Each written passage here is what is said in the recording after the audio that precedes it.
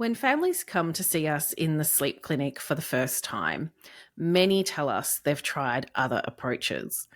What continues to surprise us is that parents report feeling traumatized and deeply sleep deprived, not because they've been told to use a really harsh or difficult approach, but because they've been told to do nothing.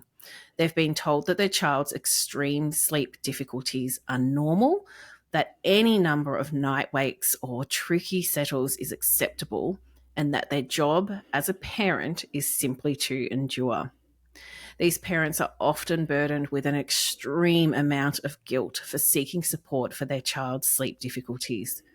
They've been told that to try to settle their child in any other way, no matter how gentle and respectful, that it's likely to cause irreparable damage to their child. This is, of course, not true. There is no evidence to support these ideologies, and actually, the opposite is likely to be true. Sleep quality is known to be important for many aspects of child development. I'm your host, Dr. Fallon Cook, and today on Brand New Little People, we are going to explore the impact of this type of ideology on parents and children, describing the experiences and outcomes for a family Dr. Laura saw a couple of months ago in our clinics. Yeah, this is such an important topic of conversation, Fallon, isn't it? You and I will most days have conversations around this because we're at the coalface seeing families who are really struggling and they're experiencing very challenging nights for weeks, months, sometimes years on end. And they're absolutely terrified of making any change at all. And it's they're very distressed. The family is distressed. We spend a lot of time supporting these families to understand those ideologies and how to make changes, which are perfectly reasonable changes to make. It's really interesting, isn't it? Because some of these ideas that parents have heard online, and they're really concerned. Of course, every parent thinks, well, no, I want the best for my baby. I don't want to do anything that's going to cause harm. But I think with those ideologies around, never make any changes to a baby or a toddler's sleep, and any amount of difficult sleep is completely normal. It really flies in the face of things like the International Classification of Sleep Disorders, the ICSD. It's a system for classifying different sleep disorders, and even babies 6 months of age can be diagnosed with a sleep disorder that requires treatment. So if if people are out there saying any amount of night wakes, any kind of disrupted sleep, it's all normal, it's all totally fine, don't do anything about it. What about the babies that have a diagnosable disorder that are then not being treated, and the problems that can cause for the baby and the family as well? It's pretty terrible that is, getting overlooked for a lot of families. So I don't like this idea of, just any amount of suffering is normal. And what I actually think of it as being a little bit like is, for the diagnosis of mental health conditions, we have the DSM. Most people probably have heard of that. And it's a system for classifying different mental health conditions in humans. It's a little bit like if someone was to say, well, I don't think depression's really a thing. Just go for a walk. Everyone gets a bit sad sometimes. Yes. You'll be right. Chin up. Carry on with it. You'll be right. We would be horrified if people, there probably are some people out there who do say those terrible things. But, we know that sometimes things can become so challenging that it's no longer within the realm of typical and actually requires some assistance to improve. And we don't disregard mental disorders. We also shouldn't disregard sleep disorders either. And I think that, that's really important to keep in mind, that identifying disordered sleep is a really important thing to do so that families can get the support that they need. Laura, you recently saw a family in clinic, and when we often have a debrief at the end of the day, and we were talking about this family, and I thought this is just such a great case to talk about in more detail, because I think for parents it can be really helpful to hear what other people have been through, that other people have felt just as lost, maybe just as frightened and worried as they Mm-hmm. have felt as well, but that things can resolve, and there are ways through this. We do see a lot of parents who feel so entirely lost, Yeah. and alone, and you're absolutely not lost or alone. It's Yeah. going to be okay. Laura, you recently were telling me about a family who you first saw a couple of months ago, and you've more recently seen them for a follow-up appointment, where they had a really challenging time. They Mm-hmm. had started that they'd been told that because sleep was so challenging, just co-sleep with their baby. Um, but no one was sleeping well, and Yeah. they were carrying a lot of fear and a lot of guilt. Tell me more about when this family walked into the clinic and sat down. What were the things you really noticed first up about this family? Yeah, so both of the parents, the mum and the dad, came in with their 11-month-old, and they were absolutely exhausted. They looked just like they'd had the wind knocked out of Mm, them. And they sat down on the sofa, and they would just look so despondent, and but also a mm, little bit uncomfortable. They they were expressing that not really sure whether we should be here. Maybe maybe they shouldn't be there. Maybe they're not the right kind of client. Um, and I said, okay, well, just tell me what's going on. Where are things at right now? And they went on to describe that their 11-month-old baby was waking up to 14 times a night, even when whoa. they were bed sharing. Yeah. Oh my goodness. I mean, Yeah. that's got to be a bit of a record breaker for the families we see in clinic. 14 is a huge, huge number. I often wonder Yes. how these families even have the mental clarity to book an appointment, because that Yeah. is incredibly punishing. And I have no doubt they were feeling, pretty despondent and Yes. exhausted. The poor things. So, what Yeah. was how were things going? What had they been led to believe, and what were you trying to kind of open up conversations with them about? So, yeah, I was really interested in why they were a little bit hesitant even about being there. And so I Mm, said, okay, so 14 times a night. And are you needing to intervene? Are you having to do anything? Because I was thinking, well, maybe because they were so hesitant about being there, maybe it's actually not too much of a problem. And like we've spoken about, I think in some of our social media reels, Fallon, it is normal for babies to wake overnight and go back to sleep independently without needing a lot of support, because that's actually what humans just do. We go through sleep cycles overnight. So I thought, oh, maybe mm, this is what's happening. But no, their baby was waking 14 times a night and needing intense support to go back to sleep. And on a good night, which were few and far between, they could count on one hand. Their baby was only having, only for their words, 4 or 5 wakes a night. Um, mm. so, and that, as you know, is often a starting point for some of the families that we're helping. When they have a Yes. baby that, particularly an 11-month-old who'd be waking that number of times a night and needing a lot of support to go back to sleep, that's a high number. That's high frequency of wakes. Um, Mm, so yeah, I once I got that idea, so I kind of got there. Well, what does a good night look like, and what does a bad night look like, and what does a usual night look like? I then just started to try and unpick with mum and dad about, well, what part of this feels like you shouldn't be seeking help about. What, when mm, you're feeling a bit hesitant about being here, and you're thinking perhaps you're wasting my time and this is normal. And the parents were like, well, we've been told that night waking is normal, and it doesn't matter how mm, many times your baby wakes up overnight. If they do wake up overnight, then it's our job to support them back to sleep, however that baby needs to be supported back to sleep. And therefore, mm. maybe it's us, maybe we're the ones who are weak, or there's something wrong with us, because what our baby's doing is normal, because that's what we're hearing. But we're feeling so Okay. shattered So they came to me with that kind of disconnect, or the dissonance between they're hearing it's normal, but their baby is Yes. waking this number of times and they're struggling. Is their struggle, is that the abnormal thing? Because they're being told that the wakes are actually normal.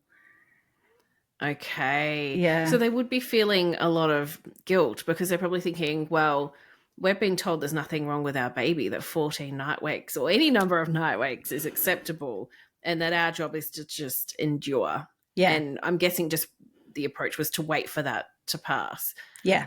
So they're feeling guilty because they're like, we can't cope with this, but maybe we're not coping with what's actually typical baby behavior. Yeah. But it absolutely is not No. typical to be No. waking even 4 or 5 times per night at 11 months of age is a lot. Yes. 14 is off the charts. Yeah. That it just feels terrible to me that any family would be thinking that they needed to cope with that. I don't think it's actually possible for any human to cope with 14 wake ups per night. That is really horrendous. So what had stopped them from, I mean, I'm imagining there's a sleep pressure component to this, as our listeners would know. That's so many wake ups. There's a bit of work to do on the daily rhythm so that we can increase that nighttime sleep pressure. But parking the sleep pressure side of the equation, what do you feel was stopping them from just going, okay, well, let's work on settling our baby in the cot and having a little bit more independence at sleep time?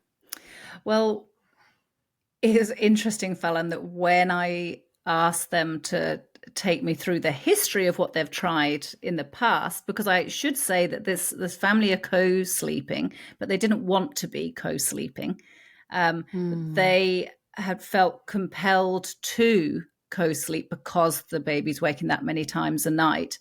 And when I unpicked, well, what has happened in the past, given that you don't want to have your baby in the bed, tell me what's happened when you've tried to help your baby go to sleep in the cot.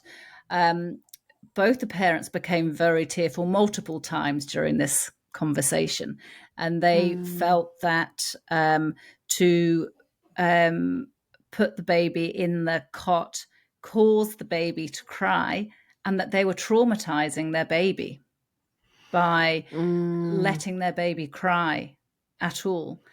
And they felt so strongly that they were damaging their attachment to their baby if they did anything that caused their baby, in their minds, to cry and to become upset.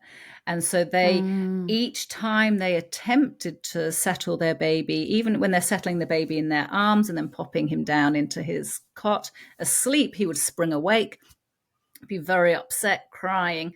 They thought each of those times they're doing him damage. And they had read stuff that said that it was doing him damage. That is heartbreaking. I've had many families like that too, that really feel like their role as parent is to prevent their baby or toddler from having any negative experiences, any negative emotions, rather than it being their job to support their child through their big emotions. And sometimes those emotions are, that they're feeling sad or they're not liking change. They see it as, I have to remove any obstacle. But when it comes to sleep, that sometimes means that parents are just too fearful to go, even though a cot is like a very comfortable, very safe place. You might have your hands on them when they're in the cot and be, talking to them and reassuring them the whole time. Some parents will say, yes, but if they're still crying when I'm giving all that support, it's damaging them.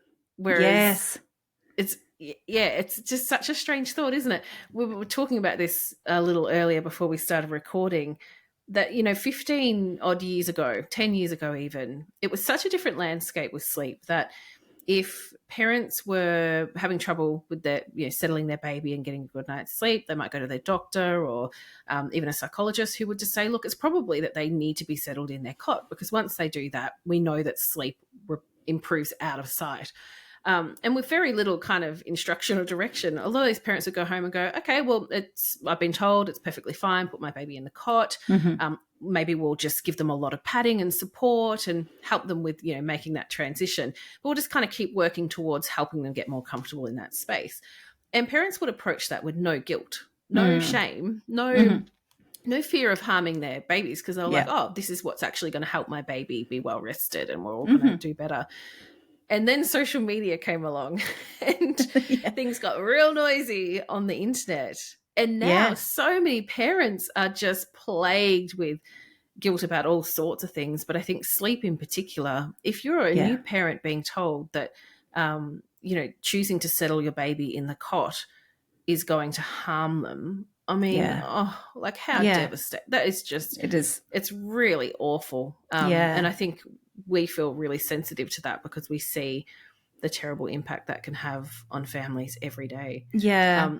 So anyway, well, I've gone a little off track, but Laura, what I want to know is when you were having the conversation with the family around, you've worked out what the sleep pressure problem is, you've got a bit of a plan in place for that daily rhythm, Yeah. and then you're talking to them about, settling and they're wanting to stop co-sleeping, they're terrified, don't know how to do it. Mm-hmm. Were you kind of talking them through different approaches, Mm. demonstrating to them, this is how you could do it? How did that conversation go? Because it can be a really tough conversation to Yeah. have. Yeah, it can.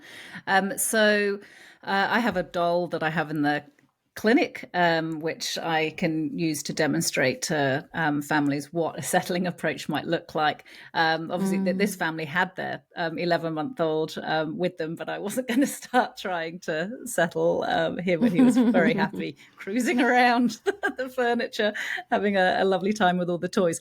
So, Yeah. so they did have their baby was with them. And then I had a doll, which I was saying, so imagine this is, let's say his name was John. Let's say this is little Johnny. And I put the baby in down on the ground, like let's pretend this is the cot. And then I was patting the baby, and actually the parent said he hates patting. I said, well, what does he like? He likes when his back is rubbed. So remember, this is Yep. an 11-month-old, so he's he's cruising and crawling, and so it's okay for him to be on his tummy. So I said, okay, so let's rub his back. And you might say to him as you're rubbing his back, I love you, darling. It's time for sleep. And just rubbing his back. And the parents were, particularly the mum at this point, just burst out crying.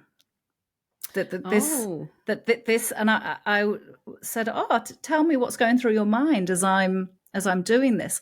And she said, it's just traumatizing. I just know he's going to be screaming. He's going to be hysterical. And So she's interpreting that as being traumatizing. Yeah. Even though you've got hands-on support. So he's got his mum right with him, hands-on, being told that he's loved and it's time for sleep. So really there's so much support in around that baby or almost toddler. And that poor mum is still thinking this could be harmful. This could be harmful, yeah. And we'd chosen a physical reassurance that the baby likes, so back rubbing. So we're respectful of he doesn't like patting, so we're doing back rubbing, which he likes. And yeah, it was really interesting to look. We're not clinical psychologists, are we, Fallon? So there would be more work that needs to be done with a clinical psychologist to do lots of unpacking about where those, where some of those deep-seated feelings are coming from, or those reactions are coming from. But what I was able to talk through with the family was, okay, what part of this telling your baby you love them and rubbing his back in the way he likes in his warm, comfortable sleep suit in his cot is a traumatic experience? What part of this is bad? Which part of this is harming him? And the parents were then able to kind of take a look, because it's a doll, they're able to kind of discuss it in a bit more detail. Well, actually, yeah, I can see that it's the rubbing his back. He likes that. And I can see that we're with him, or we will be with him. They're imagining it in their mind's eye. Yeah, we're telling him that we love him. There's nothing in this space that is hurting him. The cot doesn't have nails. It doesn't have, there's nothing that is uncomfortable about this. This isn't traumatic. You're right. there with him. Mm. And they actually then had a go with the doll just Good. to see what Bit of it might, practice. yeah, a bit of practice. And of course, it's a doll, and their little boy is cruising around, like I was saying. But Mm. they kind of got down to get a little bit of got down to the level of this doll just to get a sense of is is this something bad that you're doing? And it's Yes. not something bad. And the it was almost like the parents had been shocked to see this, but then getting down and having a go at it with the doll got them beyond that Mm. initial shock. And they were, Yes. and they could start to go, well, maybe those beliefs that we're holding on to, that doing any kind of cot settling is going to be traumatizing, maybe those beliefs aren't true. Because actually, I Yes. can see that all I'm Yes. doing is rubbing my son's back and saying, I love you. And I'm not doing anything like just walking out and shutting the door and saying, good luck to you, Mm. see you in the morning. Yep. But also not doing anything that he doesn't like physically. Um, Mm. it seemed there was like a dam burst, and then they were like, okay, yeah, all right, maybe this Yeah. is something that is okay to do.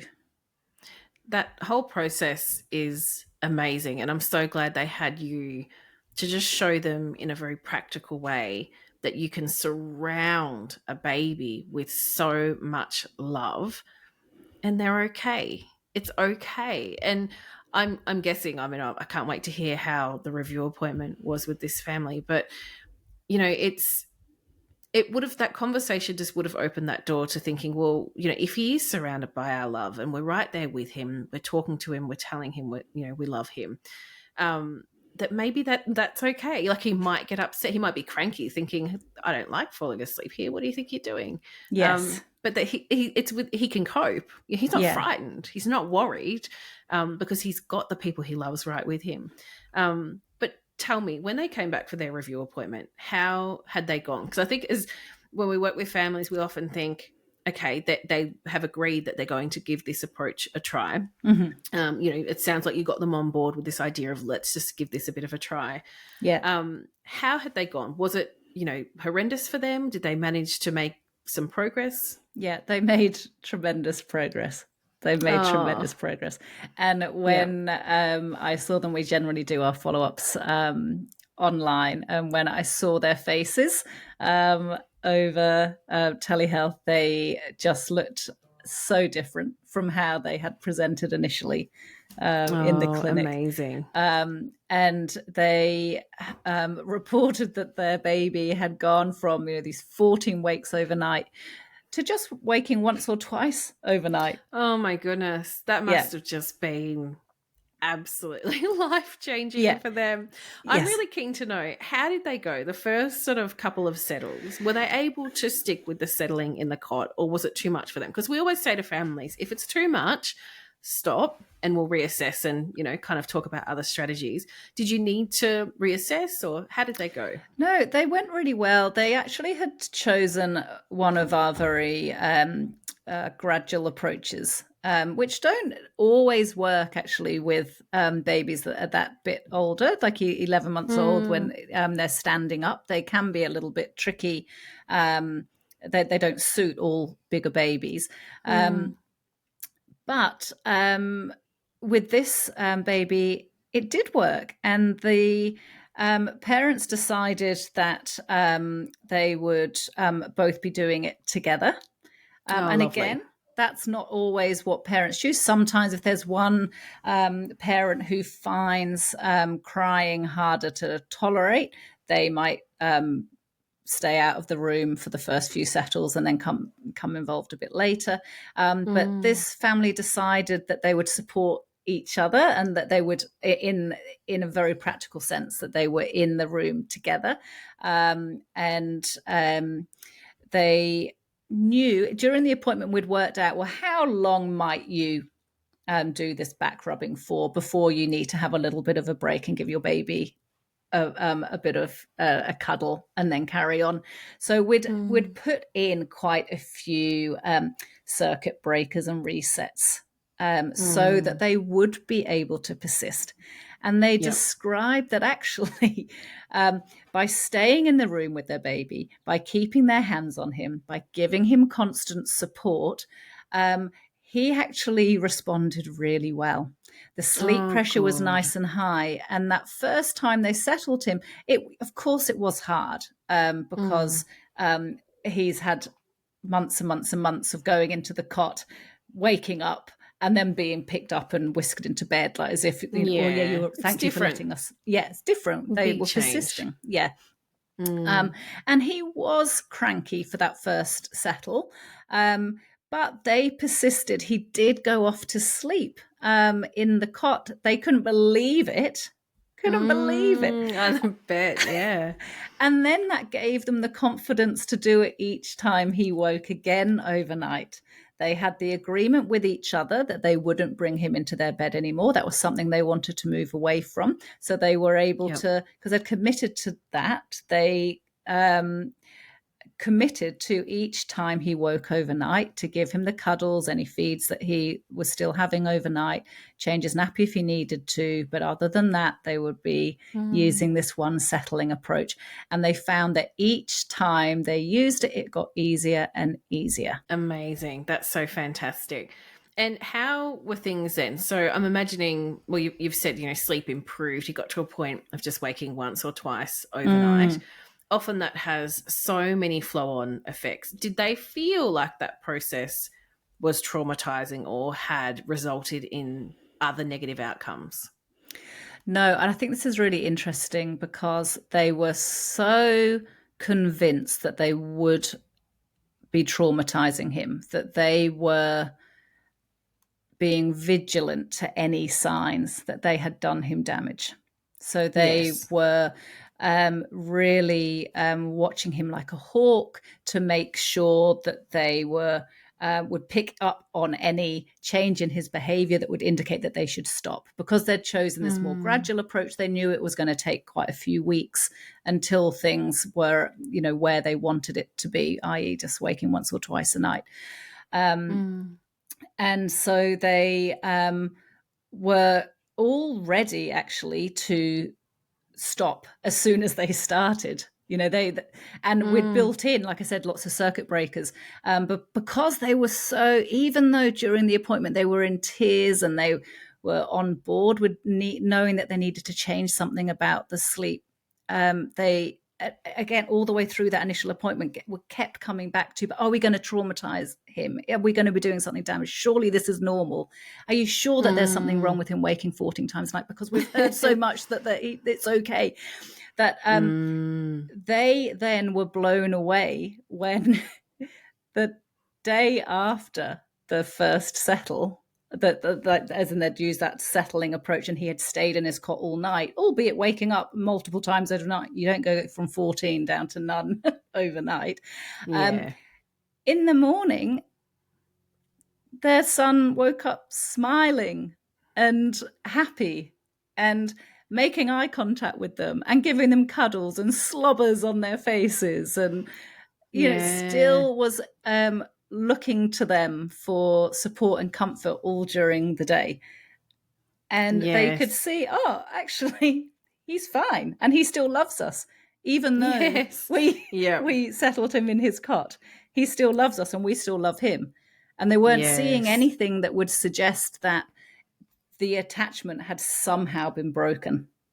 Yes. And I think that's a really good point. It takes a lot to harm attachment. And it certainly takes a heck of a lot more than surrounding a child with love as they fall asleep rather than beside you, but just 30 centimeters away in a cot. Yes. It takes a lot more than that to harm attachment. But I think a lot of parents believe that it can be very, very easily broken or damaged, and it's going to have these really long-term impacts, but there's just no evidence of that. No. And there have been studies looking at the attachment of children who have been through far more challenging approaches for cot settling. And they still find when they look a few years later, they're doing perfectly fine. Their attachment's okay. That just sounds incredible. I mean, I know we do have families with sleep problems all the time. We see things improve, and it's so wonderful to see the improvements. But I think this family in particular, went through such a huge transformation, not just in sleep, but in their thinking and in their understanding of their child. And I can't imagine how much it would have built their confidence as parents to know that they can make a decision that's a good decision for their family. They can stick to it and they can support their child as they also, adapt to it and get used to it. It's fantastic. I think, before we move into answering some of the parent questions that came through this week, I just want parents to really, have front of mind that you are going to hear so many different things said, and sometimes they will be said by people who appear to be qualified well enough, but always be just thinking, is that right? does that sound logical? There's so much conflicting information out there, and I wish we could just get rid of it, but at the end of the day we can't. All we can do is keep putting good, sensible, practical information out there. What I would say though, and Laura, you'll probably have things to add to this too, is that if you're hearing things like any number of night wakes is okay, or all night waking is normal, cot settling is going to cause harm, pretty good signs that you're not getting great information. Yeah. And I mean, there's other ones too. I mean, there's, things like if you're settling them in the cot, you're ignoring them, and that's going to be harm. Like that sort of, that whole narrative, I think, is just really not helpful for families at all. And as a parent, you can decide to switch off from that. And just follow what your family actually needs, and don't be afraid to get support, and reach out to qualified people for that support. If you're reaching out to someone you think is qualified and they're saying, oh no, you've just got to learn to live with this, big alarm bells. Yeah. Very big alarm bells. Sleep's really important to protect, and they should know that as well. So if you're not feeling listened to, you need to keep looking. That's right. And also I think it can be helpful to have some other scenarios in your mind which 100% you would not be swayed on by information online. For example, we all know it's important that babies and toddlers and, well, in fact, children up to the age of 7 or a certain height need to be secured in a car seat when they're in the car. And many babies and toddlers absolutely hate it. Hate it. They do that back arching, they scream, they carry on. They really dislike being in the car seat. I don't think that there would be any listeners, Fallon, who would say, oh, okay, we just won't put them in the car seat because we're traumatizing them by putting them in the car seat. Every single listener would be going, no, of course. We would say, they really don't like car rides, but they'll get used to it. It's not always going to be like this.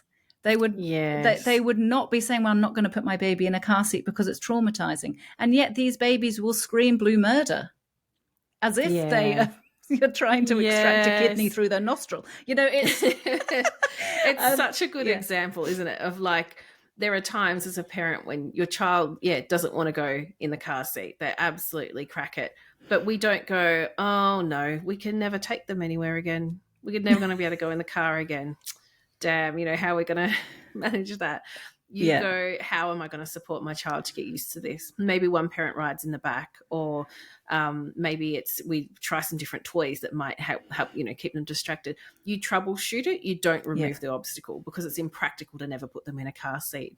And that's just parenting in a nutshell, isn't it? There are going to be challenges where you think, I would love to run away from this. I would love to not have to deal with it, but you've got to. And your job is, to lean into it and help your child work through that difficulty. And I think that's important, especially for listeners who have really little babies, where bed sharing or having them sleep on you in a chair or on a couch can be very, very risky. It feels hard putting them in the cot, but it's a bit like putting their seatbelt on in the car.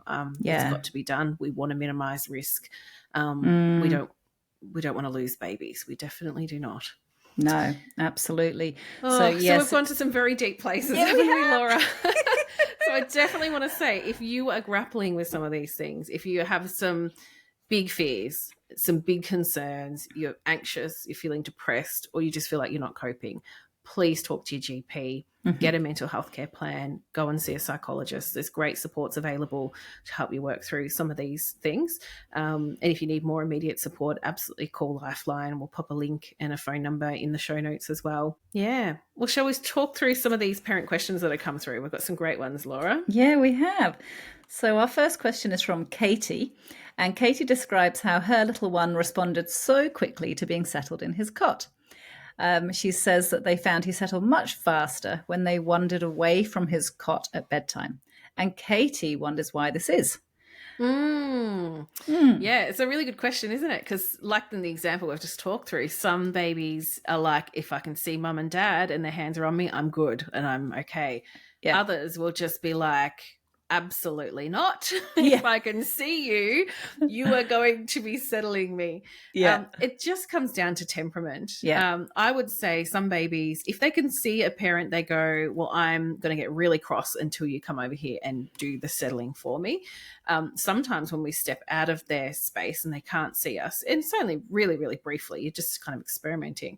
Some of them just go, oh, well, they're not here, so therefore I'm going to use my self-soothing behavior. So things like they'll bring their hands up to their mouth, have a bit of a suck on their fingers, and then they're off to sleep. So, yeah, that's essentially why that is. But it is different baby to baby, and that's why it's really important. And in Sombal, we have many modifications for different approaches, depending on whether your baby responds better having you close by or if it's actually better to step away for a moment and see what they do. So I hope that helps, Katie. It's a very interesting question. I love it. Laura, we had Claire email in. Claire's got a few questions, so we'll go through these one by one. Claire's daughter is 2.5 years old, and she sleeps from 8 p.m. to 6 a.m. She has a nap each day for around 1.5 to 2 hours. Claire says sometimes her daughter wants to nap closer to 11 a.m. and she's struggling to stay awake until midday, which is the sort of usual nap time. So she lets her nap at that time and then puts her down a little earlier for bed, which works for her. And is that okay, is what Claire wants to know. Is it okay to have that little bit of variability? Yeah, I think certainly once you have you're seeing good sleep in your daughter and she's sleeping well overnight, doesn't sound like, although we'll come on to the other questions, doesn't sound like she's waking up loads overnight. So you can be really flexible. The only time we suggest kind of really being a bit stricter with a schedule is when we're just trying to consolidate the overnight sleep. If a child was having loads of wakes overnight, so Claire, if your daughter was still waking up many times overnight, then we might say, look, just for a week, let's just try and be a little bit stricter around bedtime and wake up. But once your daughter's sleeping well overnight, we don't have to be so strict about it. It's okay to put a child down for a nap a little bit earlier. From some days she goes down at 11, some days she goes down at midday. That's okay. If you start to see that the nap's getting earlier and earlier and then bedtime's getting earlier and earlier and then she's starting to wake up overnight again or wake early for the day, then you might want to just work on stabilizing that bedtime a bit again. Yeah. And I would only add to that if you bring bedtime earlier, try not to let it be really excessively early. Like no matter how tired she is, I wouldn't be putting her down at 6 p.m. if she's used to an 8 p.m. bedtime. No. It might be 30 minutes earlier, an hour maximum. Like you said, Laura, keeping an eye on other variables that might get a little bit wobbly that would indicate that there's too much variability. Excuse me. Claire also says her daughter uses the toilet to delay bedtime, requesting a toilet visit about 5 times before bed, and yet she rarely actually does anything on the toilet. Claire, and she's only been toilet training for about a week and a half. Claire wonders how to set a boundary with a natural behaviour like toileting. It's a good question. It is a good question. And I think this is a brilliant example of where a bedtime routine chart would be really useful. So what I'd suggest, Claire, is having a look at the module that talks about bedtime routine charts. Create one for your daughter where you have a visit to the toilet close to the start of the bedtime routine, and then have a final visit to the toilet right at the end of the bedtime routine, just before she gets into bed. And then you can be really confident that she's had 2 attempts or 2 opportunities rather during the bedtime routine to use the toilet.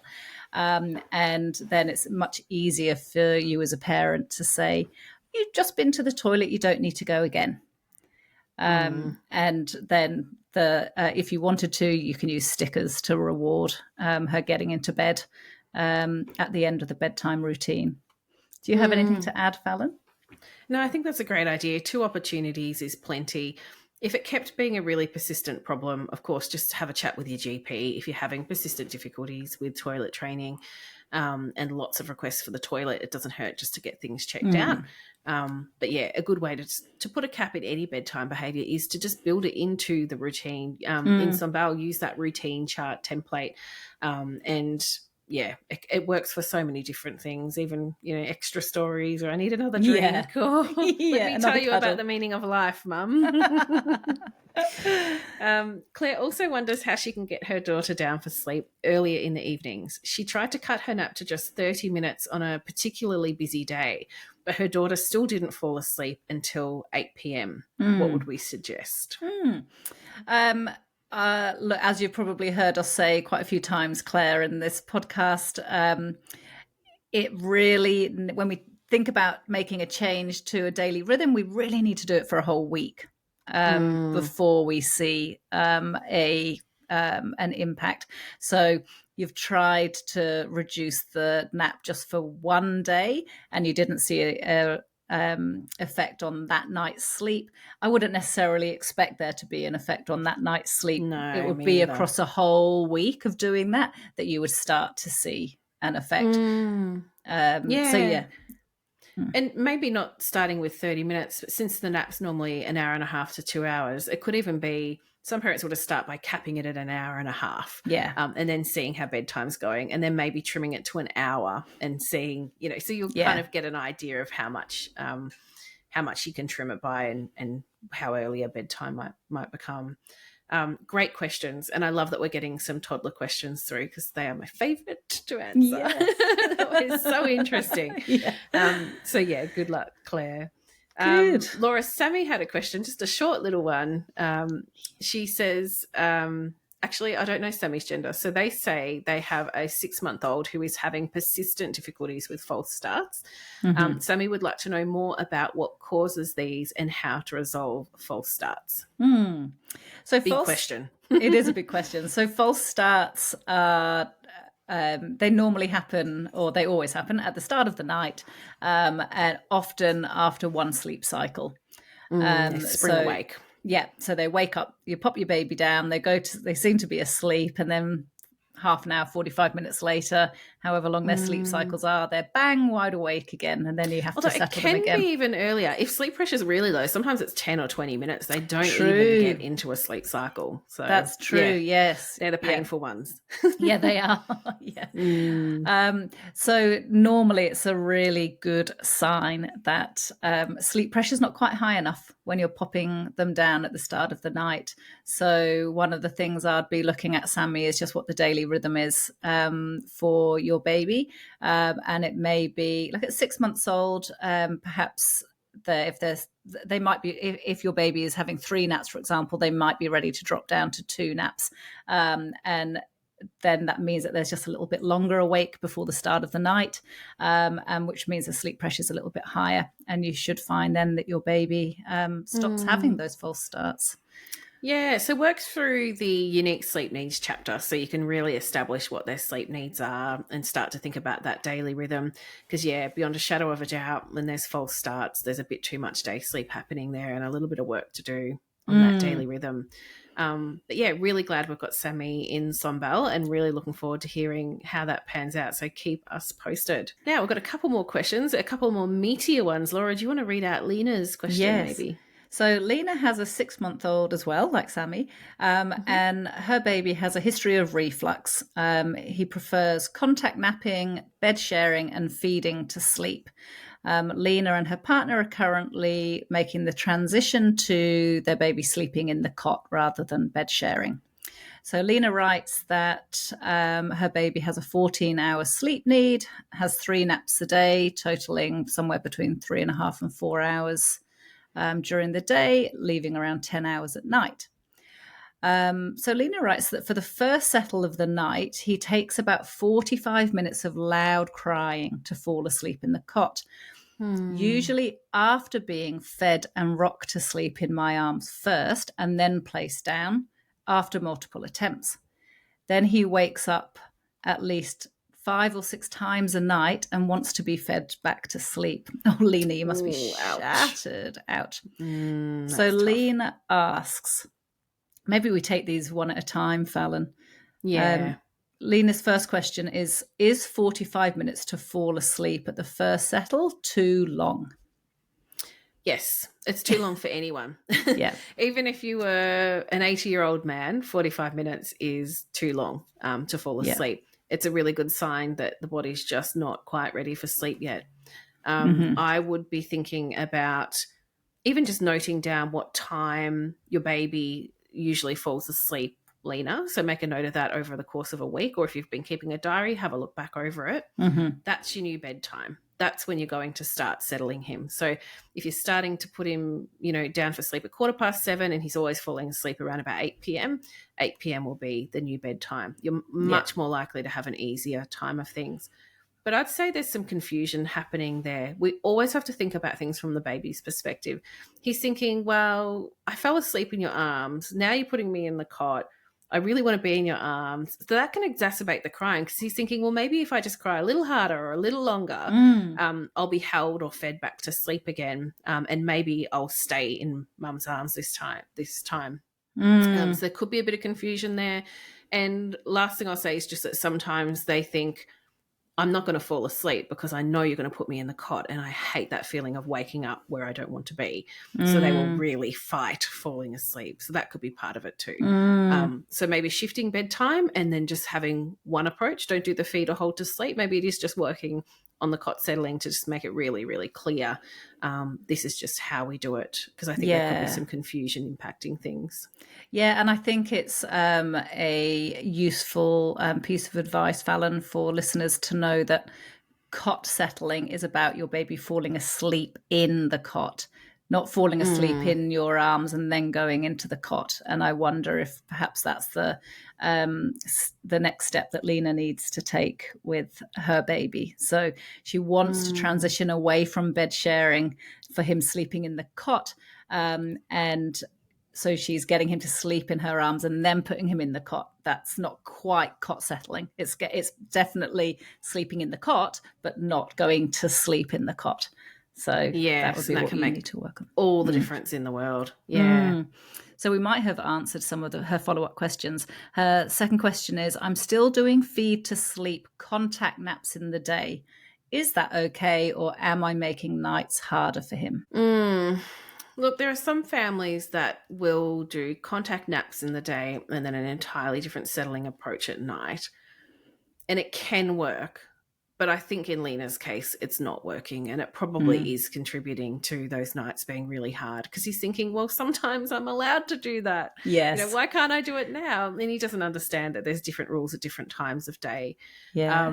I know it's really hard, and I think if I was working with Lena, I'd be asking lots of questions. But all I will say is decide on one approach and just use that one approach. Avoid that confusion for him. In a few weeks' time, if everything's going beautifully, occasionally having a contact nap won't matter. But in the short term, it might be better to avoid them so that he doesn't feel that confusion, and he understands that when you start to settle him, that's where you're settling. That's how it's going to go. And listen, I think you've probably answered the next question, which is, if I bed shared again for a few nights, would it ruin all my progress? She says, I'm holding strong on the cot settling for nighttime, but it's very taxing on my sleep. So yes, I think like Fallon has just said, choosing one approach and being consistent with it is going to be much kinder and more consistent for your baby.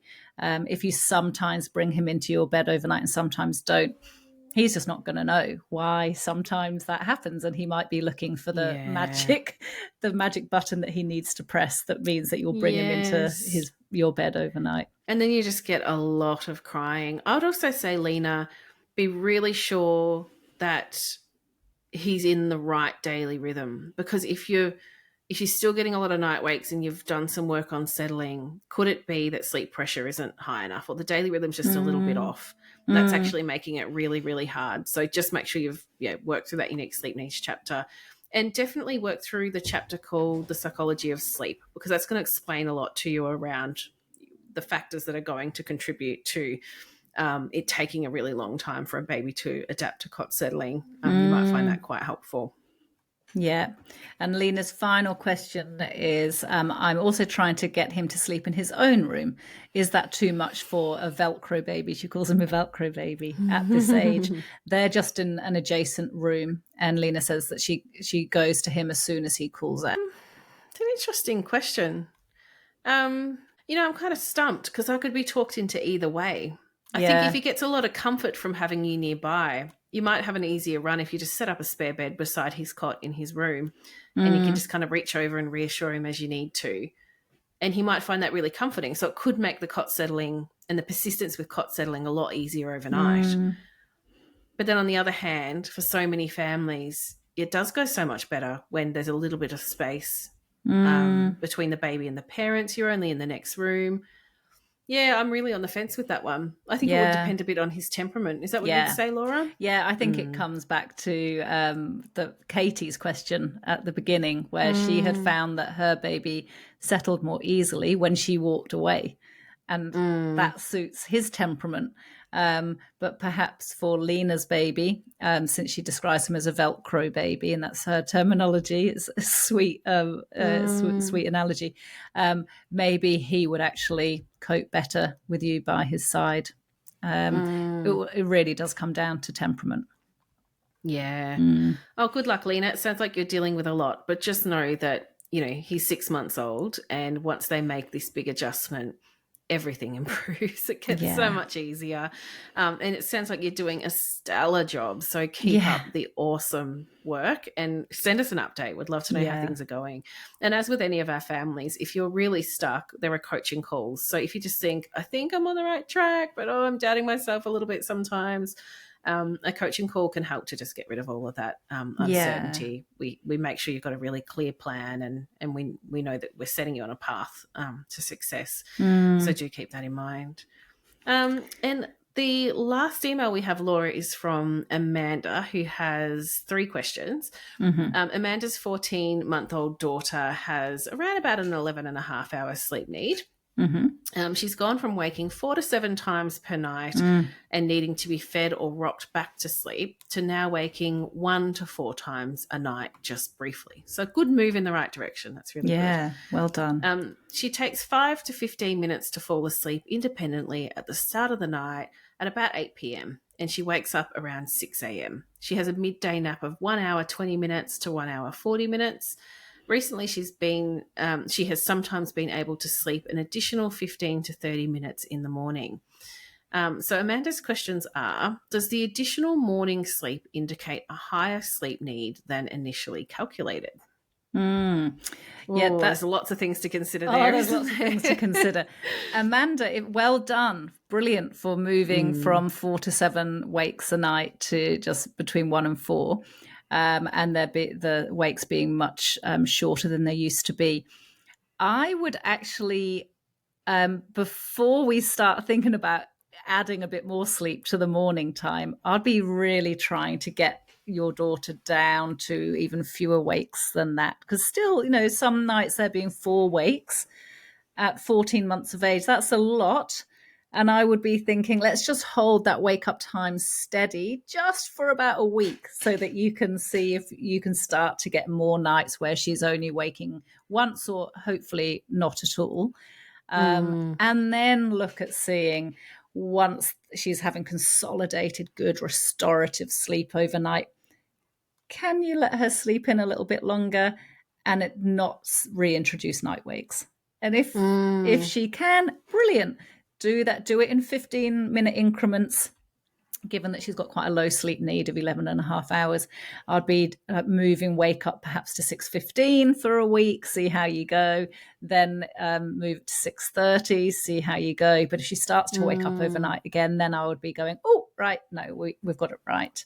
Yes, it's such a great way just to test what are the limits, how much sleep can we get? It's such a good idea to be so methodical and just one little test at a time. Good advice. Amanda also asks, when my daughter is cared for by family, her nap schedule varies, sometimes leading to 2 naps, with the second one ending at around 3:30 p.m. These days result in more night wakes and a longer wake of 45 minutes to an Ooh, hour. Oh, so split nights become yeah. apparent pretty quickly if there's a second nap. Yes. So she wonders, is this variability in day sleep causing these issues, or is it random? I would say it is the variability in day sleep A causing those hundred issues. percent. 100%. Yeah. Yeah. Yeah. It can be a tough conversation to have with family who, often we feel like we can't give too much direction to family members who are being generous enough to care for our kids. So a little gentle conversation around how tricky the nights can be on those days.